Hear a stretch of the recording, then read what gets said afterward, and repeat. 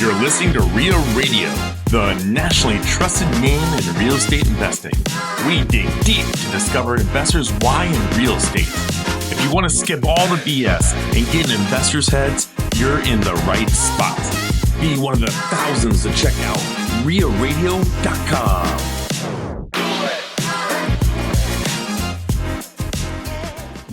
Welcome to RIA Radio with Owen Dashner and Kaasch. This is the Real Estate Rundown, baby. Yeah.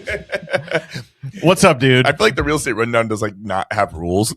No, yeah. This is all systems go, anything goes. It's got one rule. We do a golden nugget. Yes, exactly. Oh, man. You had to call that out. I panic for gold nuggets on a week-to-week basis. ChatGPT can give you a golden nugget. All right, I'm going to start off with a gold nugget so I can get this out of the way. We starting off with relieve the pressure. This has never happened. Yes. Okay. And this is hot off of Ted Kaasch lips. If you can't explain they call a me hot deal lips for a reason. If you can't explain a deal in 30 to 60 seconds, I believe is what you said, yep. Or I maybe paraphrased, you don't have a deal, or you need a partner, or you need to practice. Actually, the line is that fair? It says, actually, word for word, it says, if you no, this is out of my mouth. I know, ChatGPT. But this one's kind of interesting. It says, if you can't explain how you can make money in the deal in the first 30 seconds, you don't understand it yet, and you're about to donate cash to the market. Ooh, okay. All right. So, hey, all right. Impromptu ChatGPT, golden nugget. Yeah. Paraphrased by Owen. Yeah, I love it. Yeah. Okay. All right. We got that out of the way. Let's talk about the real, which we just had someone on the podcast. Jeri Schlickbernd. Who is very important to our sustainability, our growth, our well-being, Ted, and our spiritual wellness. Our spiritual guru. Yes. Jeri Schlickbernd. Again. Awesome episode, as always. I wish she would be a layup to have in every other week, is all I'm saying. Make my job a lot easier. Well, when she does come on, our stats do go up 20%. They do.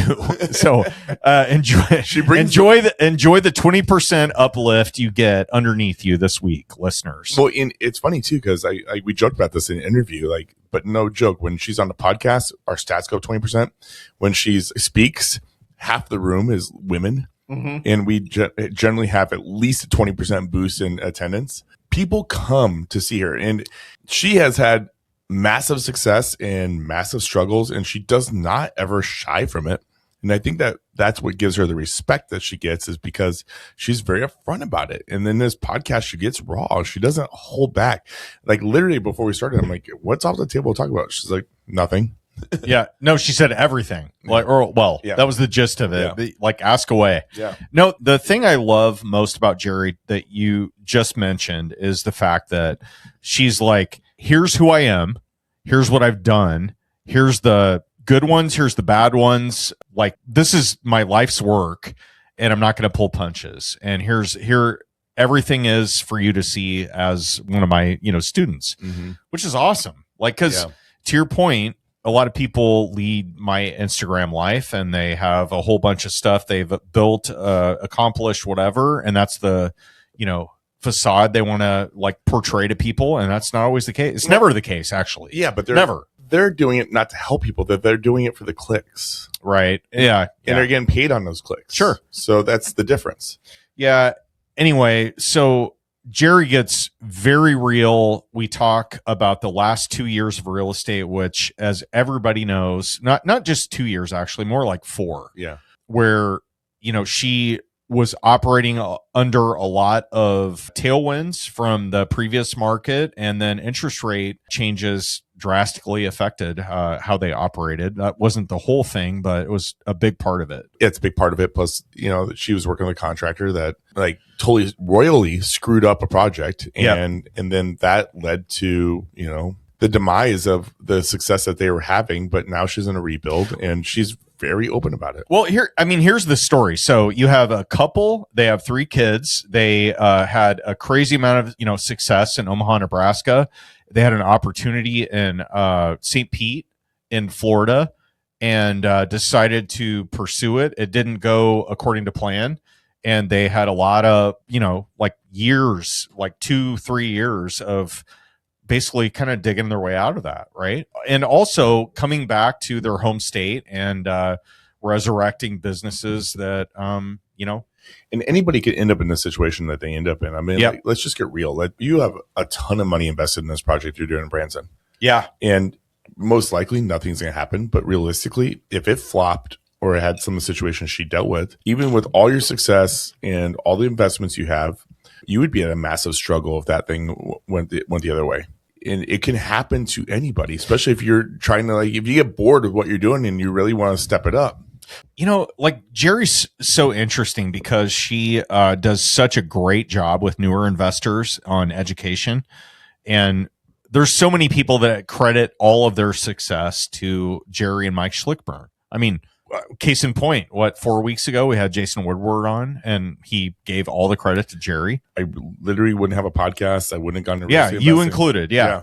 But it's just endlessly fascinating, the iterations of real estate investing that people go through, because, now Jeri and Mike moved back to Omaha, and they're basically kind of like kickstarting stuff they did before. And so it's like a renewal, and it's a real estate cycle. And the thing that kept on coming up from meetups and from conversations and from your topics and that you've held is back to the basics. I mean, if you could put a title on that podcast, it probably is that, back to the basics. Yeah. I mean, I think I coined that as, a divine intervention, but we'll go with back to basics. That'll be the subplot of the podcast. But it is like, and I'm like, I talked numerous times about, like, when I started buying some houses, I was buying houses that need full work, full rebuilds. And to be honest with you, I really enjoyed it. There were some stresses and tribulations, but in the end, I really, really enjoyed that. Maybe I need to go back to some basics, and because I did make great money on those, maybe, I need to look at those opportunities. And we talked in last week's Failing Forward about, the changes in the market that could potentially happen. If those changes happen, it might be something I want to go do. Maybe I just keep one going on the side because I feel like I could manage it a lot better now. Yeah.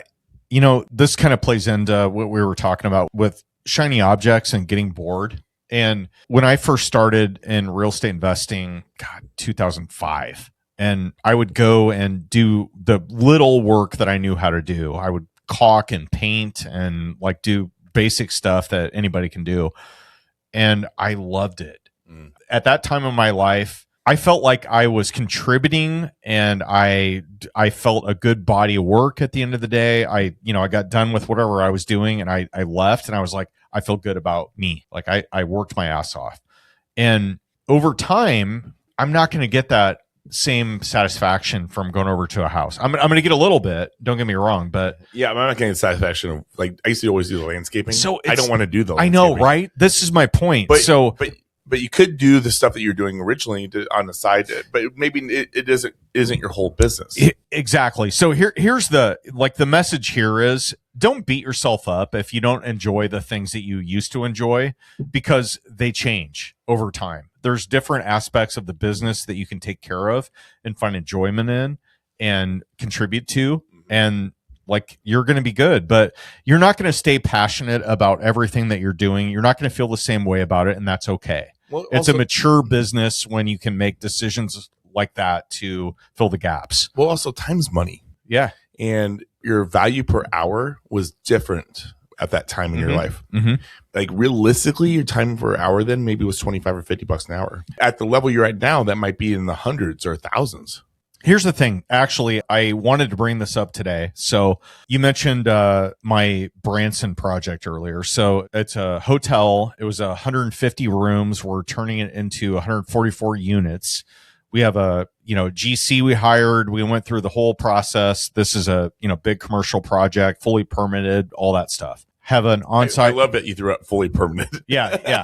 Yeah. Well, I'm doing that because that was painful. I want to call that out. But it's 6 hours away by the crow flies. But by the time you stop to pee and everything else, it's 7. Trust me, I know this. It's 7. So bring the Mountain Dew if bottle, you ride down there with Andrea Foley, you for sure will pee at least 4 times, and it will take you 7 hours. So anyway, I went into that project with my eyes wide open. I knew Axel and Andrea. They'd already done a hotel like this in Colorado. They had a line on another one. They had skills and resources that I didn't. They were cool and like they were doing cool shit. So I was like, yes, I want to align with them. So then that translated into me being introduced into the general partnership, which means then that you're expected to be an actual contributing person in the deal, right? Like you're not just an LP and a limited partner. Mm-hmm. You're not like, take my 50 or 100 grand and do your thing and check in with me every now and then. This is like, I'm expected to operate. And so that was a big part of this project. And Andrea and I went down there on Monday this week and came back Tuesday. So it was just quick up and down.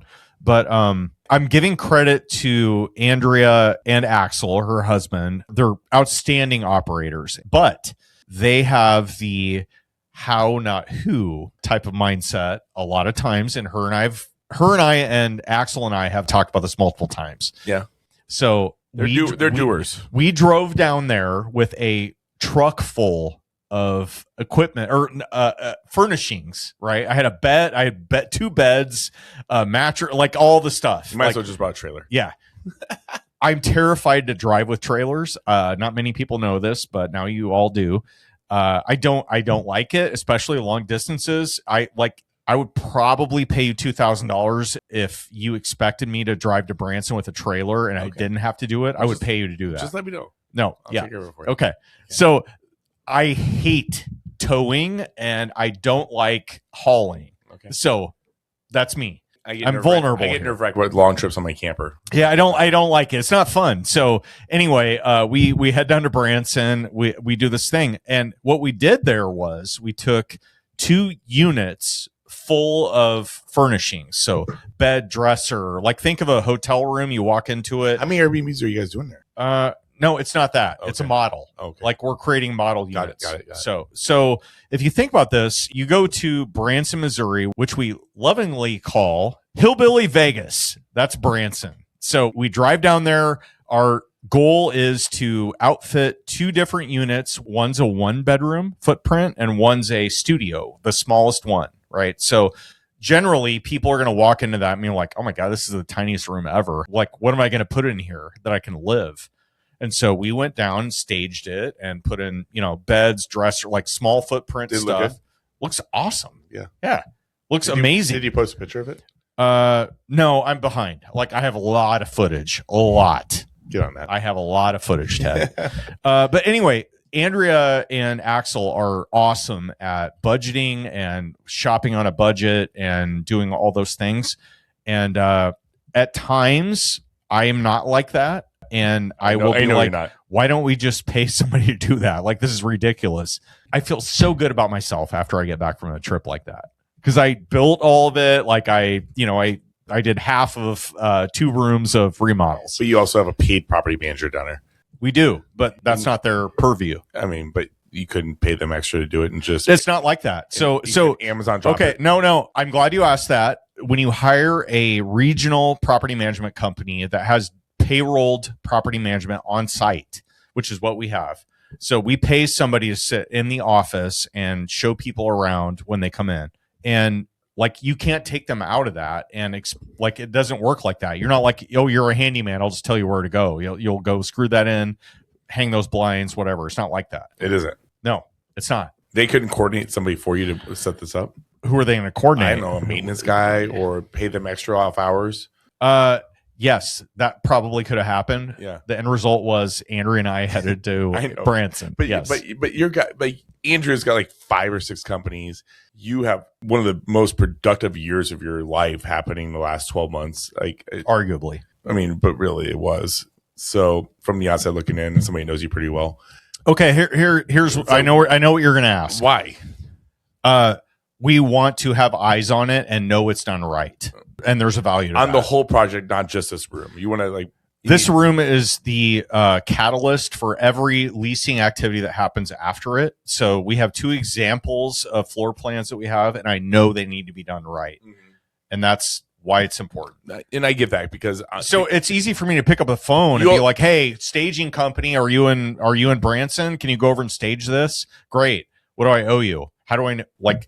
I'm not there. I can't see it. I can't understand what it looks like. Okay, devil's advocate. I guess I would say, hey, staging company, go do this, and then I'd want to go down there and then tweak it. You're still going down there. Yeah, might as well do it. I mean, because you should go down there because you have a shit ton of money invested in this project. Yeah, and if I had your type of money invested in this, I for sure would want to be checking on the project at least monthly at minimum.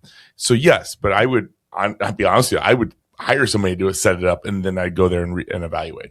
Right, but what's the difference? Because you're going to drive there anyway. Yeah, I mean, and when you drive there, by the way, Hillbilly Vegas, like I mentioned, yeah, I've driven there. You don't have a whole lot to do unless it's summertime. Yeah, so you might as well go to Walmart and buy the stuff. Okay, so I'm defending Andrea. I don't agree with it, but I will defend her. She'll probably never listen to this, but I hope she does. Well, we need to get this. So it's interesting being partners with people that have they're doers. Yes, and they're 100%, and they're badass too. She knows this, and I make fun of her about it. And she's read Who Not How, but she is definitely a How Not Who, and both of them are. Like, she will hate me for this. Yeah. Well, let's make a point in the next month or two to have them both on here. Okay, and you will go down to Branson with me? Yeah, I'd go down with you. Would you? Yeah.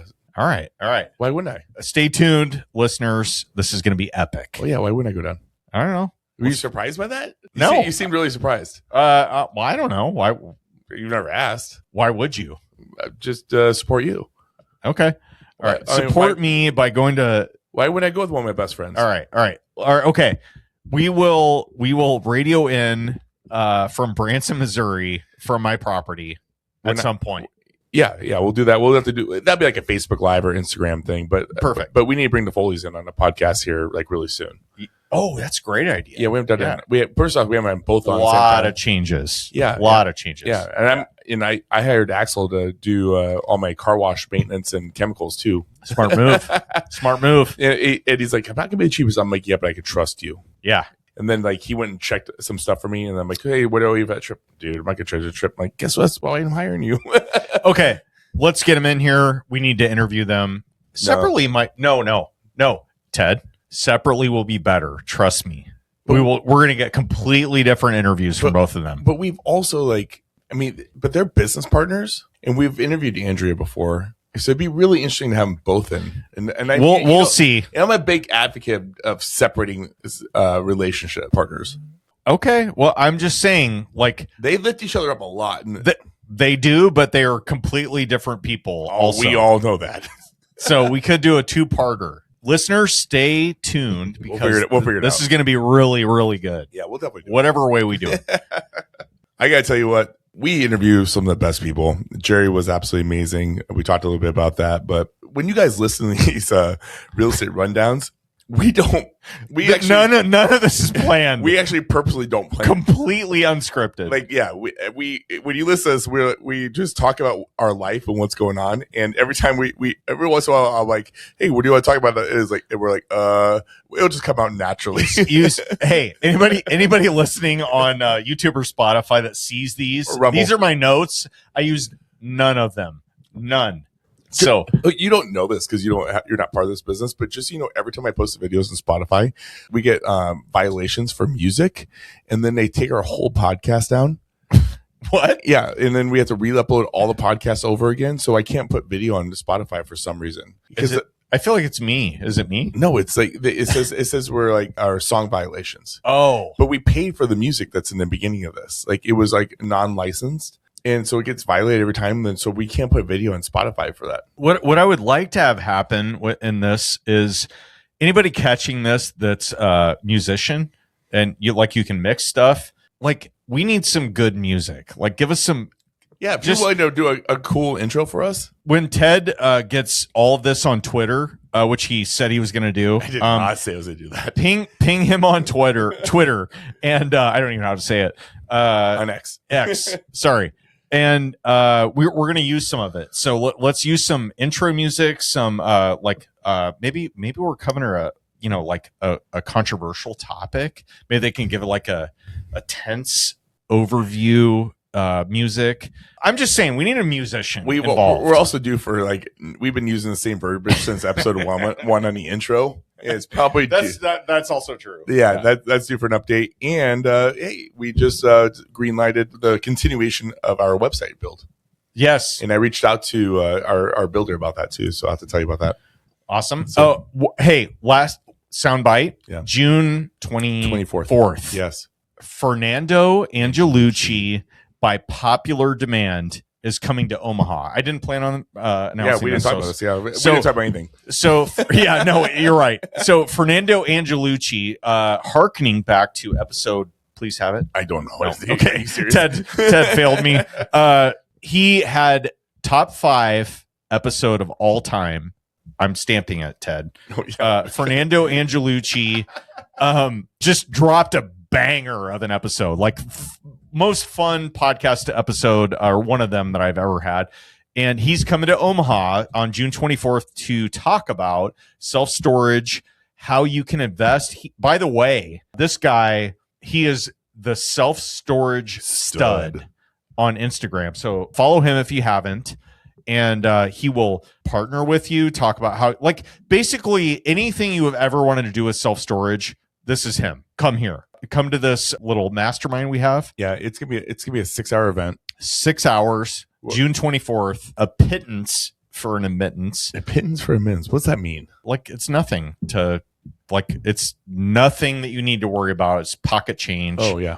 Join the event. Yeah, the pocket. Pittance for admittance. I honestly haven't put a price to the event yet. Yeah, it's $1 billion. Yeah, this is so early, but it's gonna be cheaper. We're gonna switch up our Ria Mastery series a little bit. He's coming in a couple days early. We're gonna coordinate some tours of some actual storage units. Then we have the event on Wednesday. We'll have a breakfast and networking in the beginning, and we'll have a happy hour at the end. We probably won't do a lunch on this particular one to keep the prices down, but it will be fun and it'll be exciting as always. And hey, it seems like you guys love the content we're doing there. So come to Omaha, check out this event, and go to riamasteryseries.com for all the information. One of the best received seminars that we've ever had. Would that be fair to say? Or that Omaha RIA's ever had. People love Fernando. The interaction was amazing. I'm not going to harp on it anymore, but don't be a loser. Go check out and buy a ticket to Fernando Angelucci's self-storage mastery event on June 24th, Omaha RIA. Be there. Yeah. Be there. Cool part is I just got a listener actually sent me their storage unit that they want to sell. And I'm going to actually send it to Fernando with all the financials to overview for me. Awesome. And so I'm interested to see what Fernando has to say. So that's how Fernando works. If you got a deal, you can send it to him. And and I trust in him, and I think you will too. But with that, Owen Dashner, we see us out. Ted trusts in Fernando. That is the parting message today. On behalf of RIA Radio, Aiden Bear and Ted Kaasch, I'm Owen Dashner. Cash money, baby. And you've been listening to the Real Estate Rundown. Sign off.